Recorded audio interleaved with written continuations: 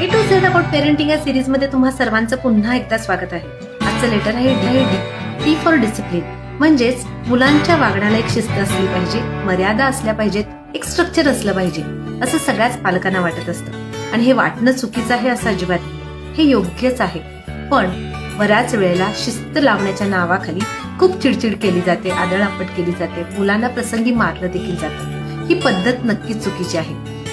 कारण असं करण्यामुळे मुलांना आपण बंधनात ठेवतोय असं त्यांना वाटत असतं आणि बंधनात राहणं कुणालाच आवडत नाही. त्याच्याऐवजी प्रेमाने, आपुलकीने, आपल्या प्रत्येक कृतीद्वारे, आपल्या बोलण्यातून, वागण्यातून, एखाद्या उदाहरणावरून, छोट्या छोट्या गोष्टींद्वारे जर आपण ही शिस्त लावण्याचा प्रयत्न केला तर ती शिस्त मुलं आनंदाने स्वीकारतात आणि आपल्या अब्सेन्स मध्ये सुद्धा ती शिस्त पाळण्याचा प्रयत्न करतात.